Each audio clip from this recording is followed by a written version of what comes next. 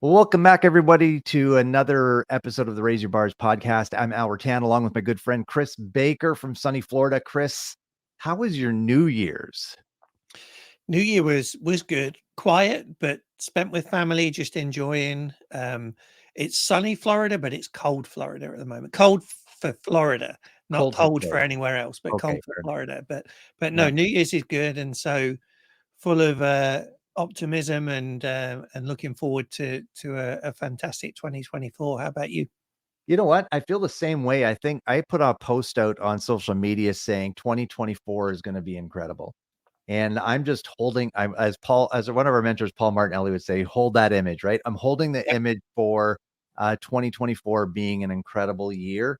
And this is our first podcast of 2024. So this is actually, we're now into our third year Yeah, of doing podcasts. And that's crazy. pretty exciting. Uh, I'm fired up. I think it's going to be a fantastic year. And yes, there's doom and gloom in the economic forecasts and outlooks and stuff like that. But at the same time, you know what? There is opportunity, and we're going to hold the mindset of having opportunity and abundance. And that's actually what we're going to talk about tonight. Is we're pulling something from one of our mentors' books, John Maxwell. He wrote a book called No Limits a couple of years ago, and if you haven't read it, you really should because it's fantastic. And chapter 12 in No Limits is titled Abundance Capacity. And he actually talks about 12 different, or he talks about 14 different capacities that we have in life. And chapter 12 is on the abundance capacity, your choice to believe there is more than enough. So, Chris, if I Mm. just throw that title out to you, what maybe sparks something in your mind or in your heart from just from those words? You know, it really reminds me of my favorite quote, the Henry Ford quote: "Whether you think you can or you think you can't, you're usually right." Mm-hmm. You know, and I've used that for, gosh, I don't know, 12 years. And even before I was on the personal growth journey or officially on it, I guess I was on it unofficially without knowing it. But um, that's what it says to me. You know, Right. you you know what you think and how you act is what you'll get, right? Yeah, And exactly. the important thing to me that is how you act, and it's be the person you want to become, right? So be the leader you want to become, be the father you want to become, the husband you want to become, be that, and see yourself in that abundant life and successful life, and live that, Live that and it will out. come to you. Yeah. Because if you don't, you live the opposite, then guess what? You're going to get the opposite. Yeah, exactly. And I think, John says in the book here, because I think I was born with an abundance mindset. And I can honestly say, Chris, I did Mm. not have that abundant mindset until probably, I would say even, uh, you know, 2010 plus area, right? Even though I Right. had sort of started my personal growth journey a number of years earlier, reading books and trying to be positive, I still had that scarcity, poor man's mentality attitude when it came to anything in my life that Mhm. I didn't really believe that I deserved more than Right. I had at that moment. And I don't think I've ever shared this in our podcast before, but when I turned 30 years old, which would have been 1998, we were nowhere where I thought I'd be in life. We were living in a little basement suite apartment. My oldest son would be about a year old. It was me, my wife, and my son. And I turned 30 on December 7th, 1998. And you can ask Marge, I cried. Mhm. I cried. Like I wept because I was nowhere near where I thought I would be in life by that age. I was starting over in a new job, in a new company. We were living in this little apartment, um, you know, eking out a living. Yeah. Uh, and I think that, I definitely had a scarcity mindset then. And I would say it carried through for a good another 10, 12 years of my life before I started to believe that I could see more for myself. Mm. Yeah, and it's so true, and I think the if we're honest, the majority of people feel that way, Mhm. right? The majority do. You know, you only have to look at the news even social media, and it's everything. It tends to be more negative than it does positive. Absolutely. And you know, there's a lot of people that will be happy to live in that life of average and mediocrity, because Mhm. if they are to try and stretch and grow, is going to take you out of that comfort zone, and therefore it's going to be uncomfortable, which is Exactly. potentially painful, and we Right. want to avoid the pain. And that, again, you know, we've talked about it before, where you look at children, and anything is possible. They've definitely got an abundance mindset, right? Yeah. They'll do Yeah. things that you look at them, you think, "Gosh, you're crazy." And the Mhm. problem is when they get to those early teenage years, we start telling them that they're crazy. We start telling them to stop Mhm. dreaming big, to take it easy, to be careful, right? And even when we send them to school, it's just like, just get through this, memorize the exams, leave school, get a safe job, you know, get married, get a house, just don't be too ambitious, right? Right. Because you don't want to Right. get let down. So we are, I believe we probably are born with an abundance mindset, as Mhm. John says, Mhm. but based on the people that we've got around us that influence us, will determine whether we keep that abundance mindset or whether we slip into the more Scarcity. common scarcity Yeah. mindset. Yeah. Yeah. See, pulling a line out of the book, John says that while abundance thinkers believe there is more than enough of everything a person needs in the world, scarcity thinkers believe there is not enough to go around. And I mean, you Right. just see that in people's lives, the way they live out, right? We had go back to COVID. What what were people doing? Out of all things in the world, they were hoarding toilet paper. Right. Right? Why? It's a scarcity mindset that, "Oh my goodness, the world is running out of toilet paper," and yeah, the grocery shelves were bare for toilet paper, but not for long. They were still getting inventory, they were just limiting them out. Why all of a sudden do you need, like, cases of toilet paper when you only go through a bag every couple of weeks or a month? Mm, Like, it's just crazy. So people, they again, it went back to the media, right? It fueled the fear switch turned on, and people all of a sudden yeah. said, "Oh my goodness, there's scarcity in this, that I better hoard instead of taking what I need and leaving some for everybody else." Yeah.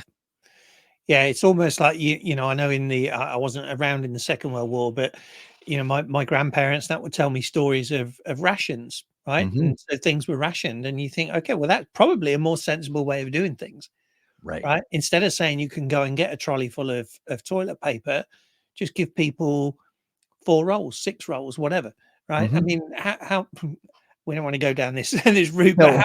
how much do you go through, right, in Yeah. a week, a month, or a year, even? So it is crazy, but unfortunately, that's the way. This is the way we're conditioned to think, Yeah. right? It's that FOMO, that fear of missing out, the fear of being left behind, or you know, whatever. It's just it's always that fear, Yeah, and fear exactly. comes into so much. Yeah. It's crazy. I mean, I think there's healthy fear, right? It causes us to maybe be cautious in certain things, like maybe I shouldn't drive my car at 180 down the highway, right? That's Mhm. like that would scare me, right? And Right. probably rightfully so, right? Because I'm not an experienced race car Yeah. driver, and it's also not safe for those around us. So that's a healthy fear. But at the same time, we also, again, like you said it before, we become comfortable in where we're at, and anything that's going to pull us away from that, it generates a certain Mm. level of fear. But I mean, the people that we see in our lives or see around us that are successful and growing and thriving, they've they've pushed forward despite Yeah. the fear. Yeah, it's the anxiety and excitement emotions, right? Which Mhm. again, we've said before, it's the same emotion, it's just how you perceive it. So if you Exactly. take your car example, right? You know, you driving down the road at 180 miles an hour would scare the what's it out of you, right? I was And talking therefore, kilometers, so, well, even then, that's what 120 miles an hour. It's still yeah. fast, right? So it would scare you. So that's going to create anxiety, Mhm. right? Whereas if you look at a race car driver going at 100 180 kilometers an hour, that's going to excite them. So Right. they're going to be, their adrenaline is going to be pumping. They're going to look forward to it. Mhm. So it's two people driving the same car at the same speed. Right. But how you perceive that with either excitement or anxiety, with either abundance or scarcity, Mhm. determines the result, Exactly. right? And if you think about it, if you are again, if you've got two, if there's one driving down the road with excitement and abundance mindset, one driving with a scarcity and Fear. anxiety and a Yeah. fear, the one with the anxiety and fear is probably going to crash, Mhm. right? Whereas the one with excitement and abundance is going to love it and keep going. Yeah. But the one with fear and anxiety is gonna overreact should something go Correct. wrong, or the other Yeah. one's gonna maintain their cool. Mhm. I watched, speaking of traveling fast, and you can actually see this, if you haven't watched it yet, watch the movie Gran Turismo. It's fantastic. I was super impressed by it. Very well done. And just the excitement of these young kids that had the opportunity to go race cars. And I didn't even realize it was based on a true story. But just it's pretty cool to see. And then those guys, they're going fast around that racetrack, Yeah. like very fast for me. I wouldn't wanna do it. I wouldn't wanna do it. So, going on further down the book here, John talks about your perspective will determine what world you live in, and you can choose your perspective. So again, what perspective are you gonna choose when you're approaching these different things Mhm. that come to you in your life? Are you gonna be approaching it with that anxiety and fear? Are you gonna approach it with excitement and maybe even anticipation? And I think that's the mindset that I've learned to develop here, Chris, over the years, Yeah. is to look at these challenges with an excitement and anticipation about what could be. Right. What is in store for you in 24? Yeah. Are you looking for the opportunities and the solutions, or you're Mhm. looking for the problems and the pitfalls, right? Exactly. And again, it's the the opportunity. You mentioned it with COVID. You mentioned it with this year. Opportunities exist all around us, but if we walk around with our head down and that scarcity mindset, we Mm, won't see them. Right? They could be right in front of our faces, but if we're not looking for them, if we're not ready to receive them, we won't get them, right? So, but if you've got your head up and you're looking, and you are have that abundance mindset, you have that positive. You're looking for solutions to every problem or every challenge. You'll mhm. find them, right? And opportunities will knock that you wouldn't even dream would come your way. Exactly. People call it luck. It's not luck. No. No. It's Mm. by design, right? It's by design or by default. Right, right. And, think even the most recent client we onboarded, right, which we're starting our 8-week program with them for their profit accelerator program in a week and a few days, right? That sort of fell into our lap. A Right. friend said, "Hey, talk to this guy," and we talked, and next thing we know, we're on a call with Mhm. you and him and I and his partner, and next thing you know, we're going to work with them Yeah. to help them grow and expand their company in 2024 and beyond. And I mean, that's exciting. We were looking for opportunities. We were open for opportunities. We weren't afraid to take on something and maybe in an industry that we haven't really worked with before, Mhm. but business is business. People are people. We're just doing different products, right? Right. So, Right. and it's exciting for us because I believe and you believe and we know that we can help them. Yeah. We know we can help them grow. Yeah. So, John says in the book here, we'll hit a couple more lines here before we wrap things up. But abundance says your best days are before you. Scarcity says this is as good as it gets. Right. How you respond is determined by the voice we allow to speak to us Mhm. in our mind.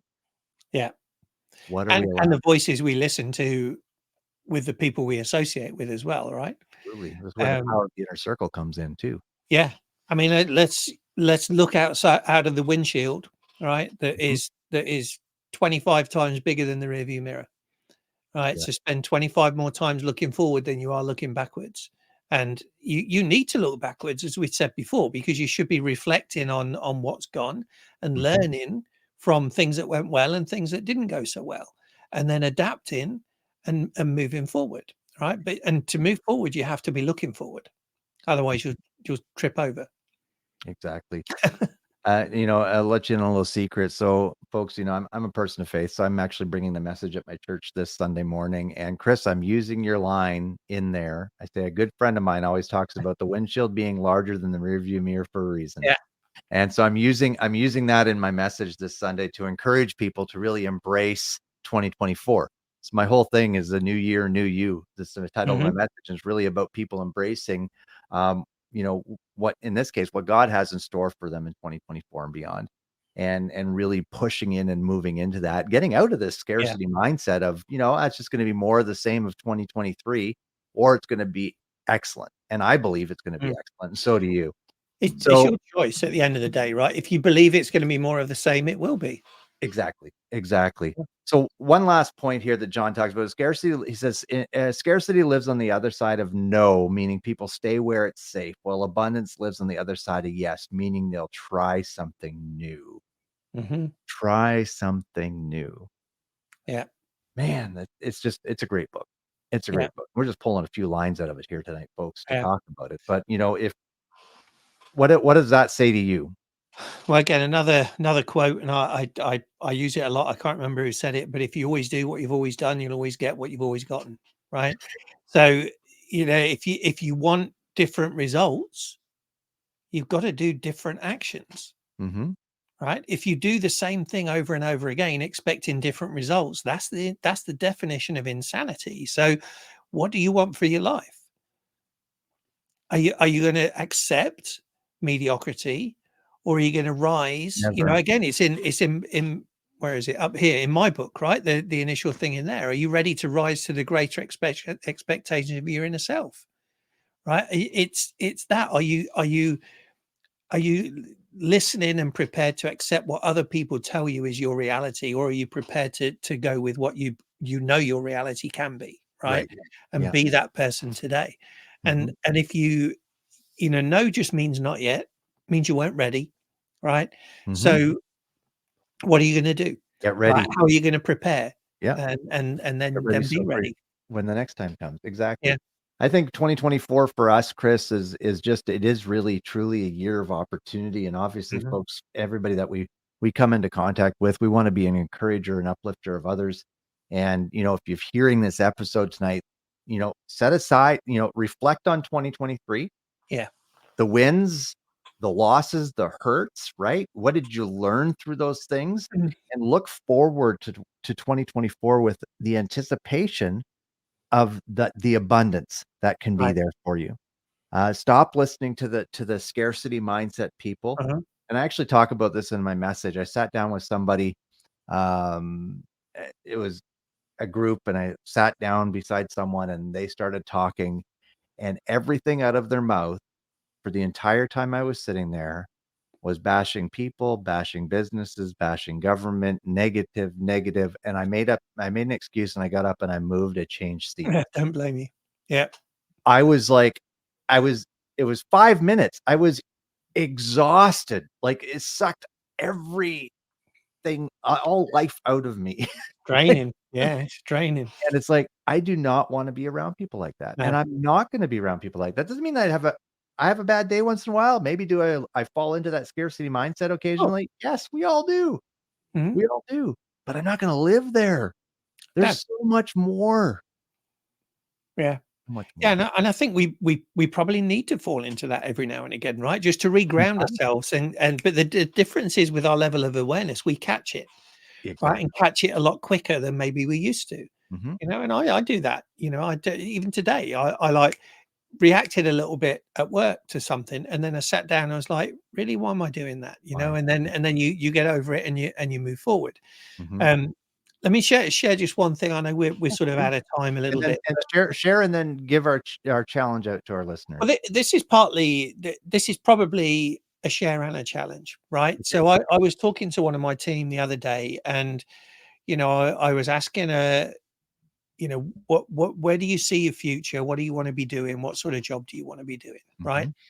And I said, I know you're not ready yet, but you really need to start thinking about it, because if it's going to be 2, 3 years down the line, don't wait until you get there and then think about what you want to do, Right. right? So the answer is I don't really know what I want to do. And Mhm. again, at Disney, there's so many different jobs that it's difficult to hone in on one. And I said, I'm not really looking at that. So here's what I suggested that she do, and this is the challenge, if you like, for our listeners, is start thinking about what you love to do. start thinking and writing down, like when you do this thing, that you get lost in time, right? That Mm. hours can go by and suddenly you realize, wow, that's gone, and you just enjoyed doing this. And think about, what is it about that that you enjoy, right? Why does that give Good. you so much pleasure, Good. right? And look at your strengths, right? If you had to drill down and say, these are my top 3 strengths, what would they be and why? All right. Mhm. Then also start looking at and saying, am I using those at the moment? And if not, why not? Right? Could I put those into my current position or my current life, whatever it is? And this is personal, professional, it doesn't matter. Right. Then start looking at your values and do like the values exercise that we do out, right? So get your values, drill them down to 3, that these values are things that you will not compromise under any circumstances. Yeah. And if you want to go this step further, give 5 other people that you know the same list and ask them from that list to drill down to 3 values that they see in you, and ask Mm. them And to see if they write down, align. yeah, and That's ask them really why they good. see those values, right? It's really Because good. then you'll look at it, because what you see as your values may not be what other people see as your values. That's really It's good, not Chris. saying they're right and you're wrong, because it could be that actually you think your values are this, but you display the other, and then you go, actually, yeah, that makes sense, right? Yeah. And then So you want to start thinking about, how could I do use these things in a job that is going to pay me, right?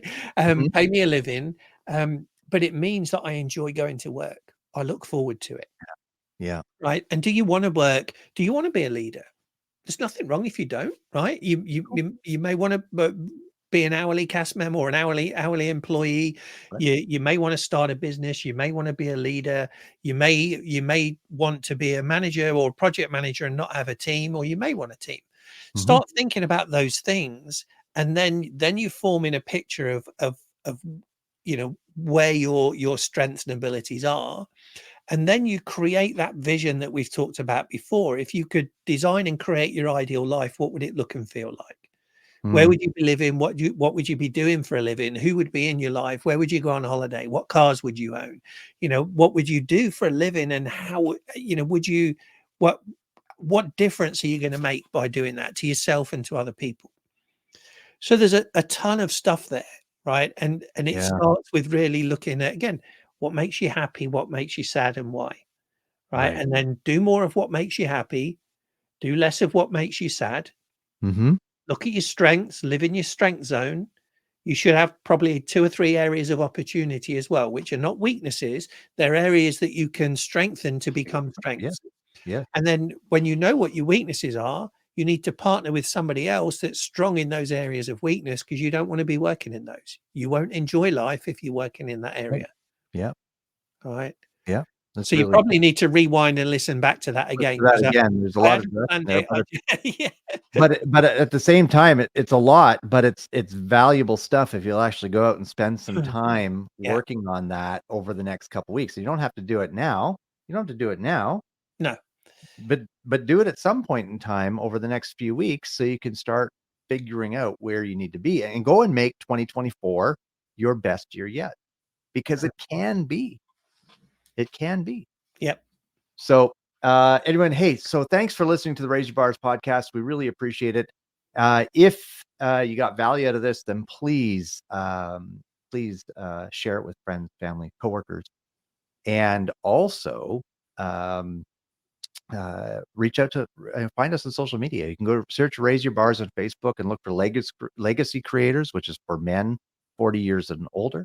Profit Accelerator, which is for business owners, and Personal Growth Solutions, which is for everyone. Thanks for tuning in, folks. Have an Yep. amazing day. Take care. Bye for now. Bye for now.